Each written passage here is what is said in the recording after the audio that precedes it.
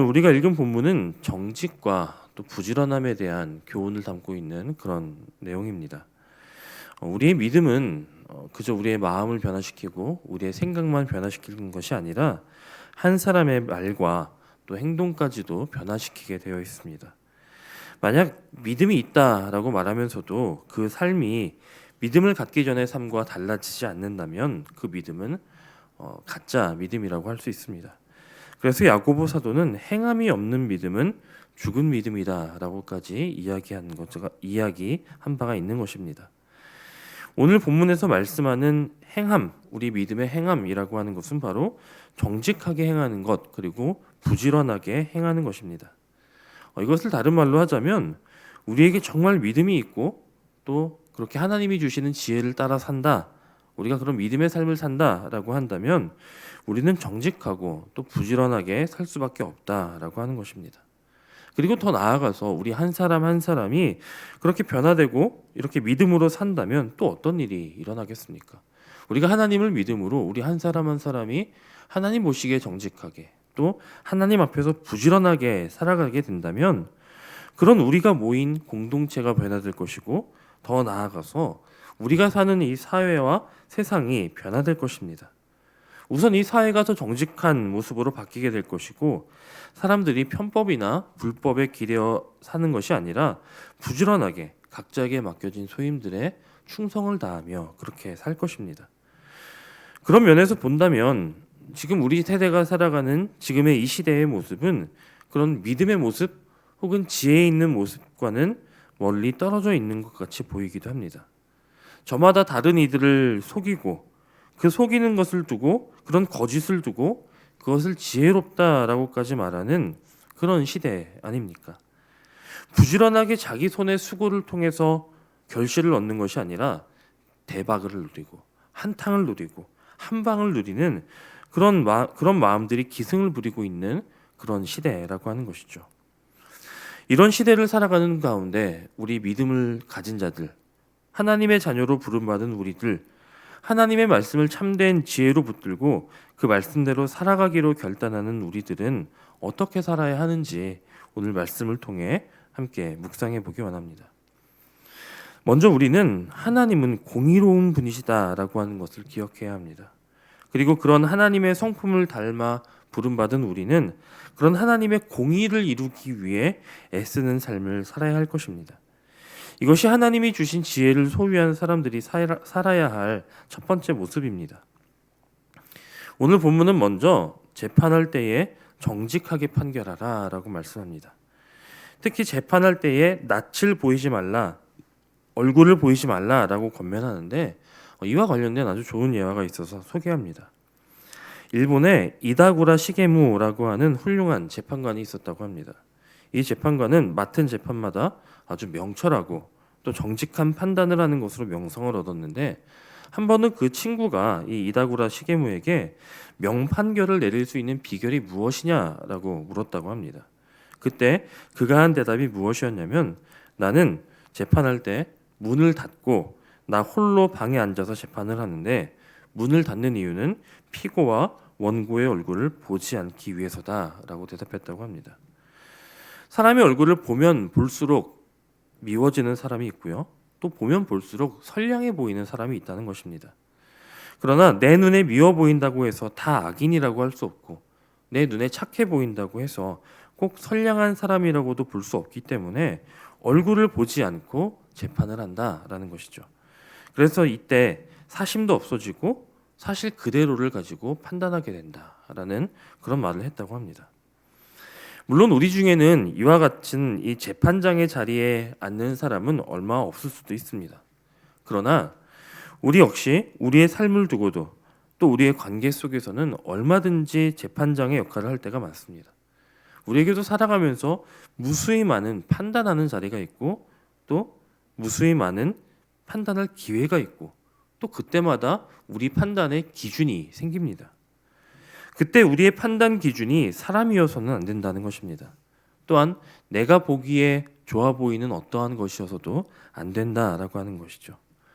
우리의 판단 기준은 오직 하나님의 말씀이어야 한다라는 사실을 꼭 기억하시기 바랍니다.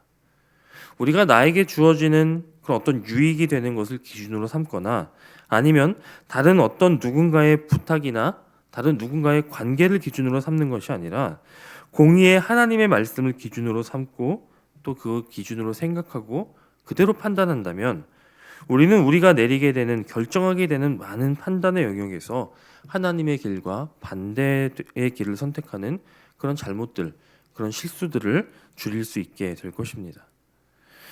또한 우리는 하나님의 말씀이 정직하고 하나님께서 하시는 모든 일들이 모두 진실하신 것처럼 일상의 삶과 또 관계에서도 정직한 말과 진실한 행동을 해야 합니다.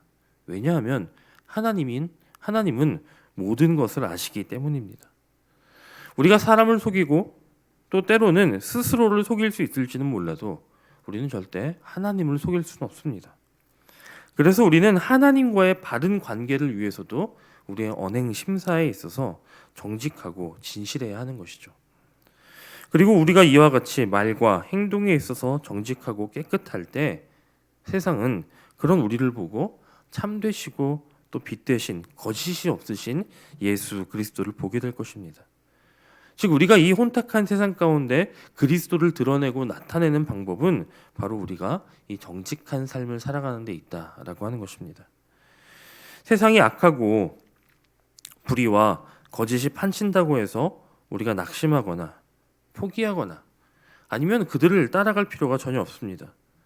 우리가 사는 이 사회를 올바르게 만드는 길은 어떤 큰 변혁을 요구하거나 아니면 어떤 특출난 한 사람에 의해서 이루어지는 것이 아니라 바로 이 자리에 있는 우리 한 사람 한 사람이 예수 그리스도를 믿고 따르는 믿음의 삶을 살기로 결단한 한 사람 한 사람이 하나님을 닮아 정의를 지키며 사는 데서부터 시작됩니다. 이것이 바로 하나님이 오늘 말씀을 통해 우리에게 주시는 지혜 있는 자의 삶의 모습이라고 하는 것입니다. 지혜가 있는 사람의 또 다른 특징은 바로 부지런함입니다. 우리가 지금까지 이 잠언을 묵상해 오면서 발견하는 것은 이 게으름에 대한 경고입니다. 이 게으름에 대한 경고는 잠언 전체에 계속해서 반복되어진다는 것을 우리는 알 수 있습니다. 오늘 본문에서도 지혜자는 30절부터 게으른 자의 밭과 포도원을 보았다라고 말하며 그 게으름의 결과를 보았다. 그리고 그로써 교훈을 얻었다라고 말합니다. 즉 게으름은 곧 지혜 없음의 모습이라고 하는 것입니다. 게으름과 지혜는 함께 할 수 없습니다. 게으름으로 인해서 내 삶에 가시덤불이 쳐져 있고 거친 풀이 퍼져 있고 또 그렇게 황폐해져 있다면 즉시 걷어내고 가꿔야 합니다. 무너진 돌담이 있다면 지금 당장 다시 세워야 합니다. 왜냐하면 이런 것들은 하나님이 나에게 주신 이 아름다운 삶을 망치는 어리석은 일이기 때문에 그렇습니다. 하나님이 우리에게 주신 밭과 또 우리에게 주신 포도원이 아무리 넓고 또 아무리 좋은 땅이라고 할지라도 좋은 밭이라고 할지라도 우리가 그것을 돌보지 않은 채 방치해둬서 그 좋은 밭과 좋은 포도원이 가시덤불로 뒤덮인다면 우리는 그 밭에서 어떤 좋은 열매를 기대할 수가 없습니다. 이것은 우리에게 밭과 포도원을 허락해 주신 그런 하나님의 뜻에도 맞지 않는 것입니다. 하나님이 내게 주신 삶, 내게 주신 시간, 내게 주신 그런 여건 속에서 우리는 허락된 대로 최대한 부지런하게 살아야 하는 것입니다. 특히 우리에게 주신 이 밭이 우리의 마음 밭이라고 생각해 본다면 우리는 더더욱 이를 가꾸기 위해서 부지런히 노력해야 합니다. 신앙의 돌담을 쳐서 외부로부터 들어오는 어떤 유혹과 또 어떤 거짓들을 막아내고 또 마음을 기경해서 잡초나 내 마음속에 있는 가시덤불을 제거해야 합니다. 그렇게 우리의 마음밭을 좋은 밭으로 만들어야 우리의 삶과 또 우리의 심령에 100배, 60배, 30배의 결실을 맺을 수 있기 때문입니다. 또한 우리에게 주어진 시간 역시 하나님께서 주신 것임을 우리가 기억할 때 우리는 부지런하게 살아야 합니다. 시간은 재물이나 혹은 권세처럼 하나님께서 우리에게 맡겨주신 것입니다. 그러므로 다른 것들과 마찬가지로 이 시간 역시 우리의 마음대로 허비해서는 안 됩니다. 하나님이 내게 주신 시간을 알차게 또 부지런하게 관리함으로써 하나님이 주신 시간을 소중하게 여기는 저와 여러분이 되시기를 바랍니다. 만약 우리가 그렇지 못하고 게으름을 피운다면 지혜자는 그런 삶을 두고 그처럼 해야 할 일들에 최선을 다하지 않고 자꾸 뒤로 미루면서 조금 더 자자, 조금 더 졸자, 조금 더 누워있자 하는 이에게는 빈궁이 강도같이 또 곤핍이 군사같이 들이닥칠 것이다 라고 경고하는 것이죠. 하나님 보시기에 아름다운 삶은 부지런히 일하고 그에 합당한 열매를 먹는 것입니다. 세상에서도 이런 정직함과 부지런함은 좋은 덕목으로 여깁니다. 그러나 우리 믿는 이들에게, 우리 성도들에게 있어 정직함과 부지런함은 단순히 좋은 덕목 그 정도를 넘어서 하나님의 성품과 또 우리에게 주어주신 사명과 연관이 있는 것입니다. 하나님의 성품을 따라 정직하고 또 하나님이 주신 사명을 위해 오늘도 더욱 부지런하게 최선을 다해 우리에게 주신 삶을 기경하고 가꾸며 살아가는 저와 여러분이 되시기를 주님의 이름으로 간절히 축복합니다.